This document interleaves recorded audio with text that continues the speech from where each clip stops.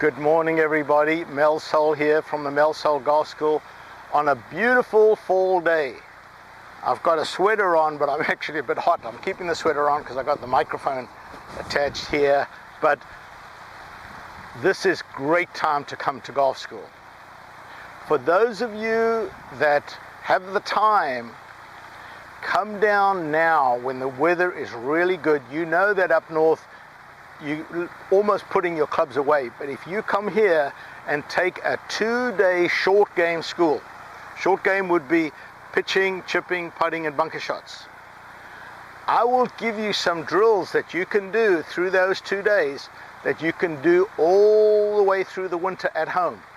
You can work on your putting at home, you can work on your chipping at home, and you can work on your pitching at home. Because the pitching motion is fairly small, you can do it indoors. Now just imagine this, working on a good pitching motion, a good putting motion, and good chipping feel through the winter. When you come out of the winter in April or May of 2017, you're already going to have a great short game. So then it's only a case of working on your full swing to get your game really geared up for the following year. So think about that. To make it interesting just for my viewers of my video blog series, if you call and mention that you saw this in the video blog series, you will also get a free 9-hole playing lesson. So besides the 2 days of short game only, we're going to do a 9-hole playing lesson on the course to put some of that short game into play on the golf course and help you get started with your short game. Today is Thursday, December the 1st. So wow, we're into the last month of the year, and Thursdays is technical Thursday. So we talk about swing technique, and I want to talk about the role of the feet in the golf swing. Very overlooked area. Everybody worries about backswing and downswing, and the feet play a very, very important role in the golf swing. And I recently have had a couple of lessons where the foot action has been really poor, and I want to talk about how you can work on this. One of the things I see fairly often is when the student goes on the backswing, they allow this back foot to roll over onto the outside of this right foot. So as they go back, that foot goes there, the knee also goes over there. Well, now with everything over on that side, it's very difficult to start your downswing correctly, so you're going to tend to start the downswing with the arms. If you start the downswing with the arms, you're going to hit it fat.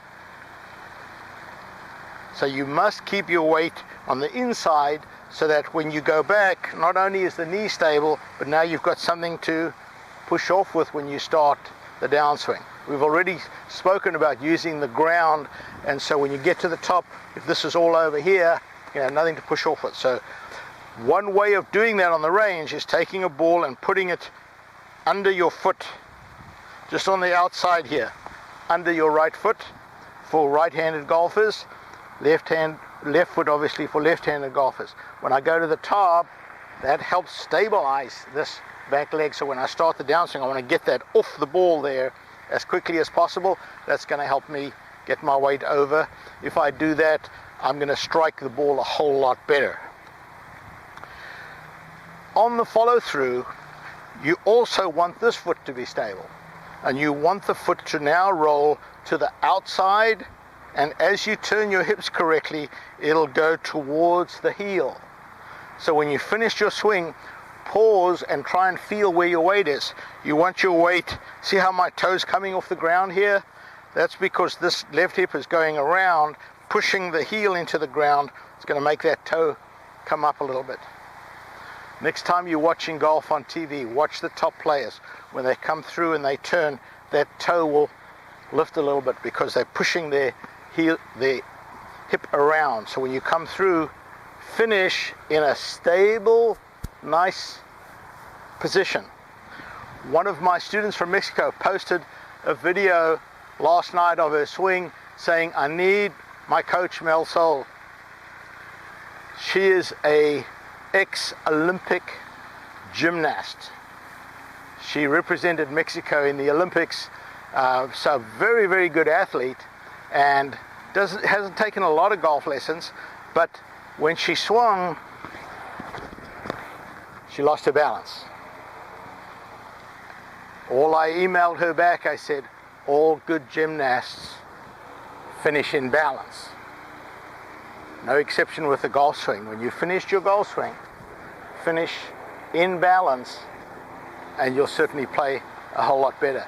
So watch your footwork when you go to the range, work on it at home, even if you don't have a golf club. Take your hands and put them on your hips. Turn your backswing like that, feel the weight there, come through, back foot comes up on the toe, feel where the weight is. If the weight's on your toes, you haven't turned your hip.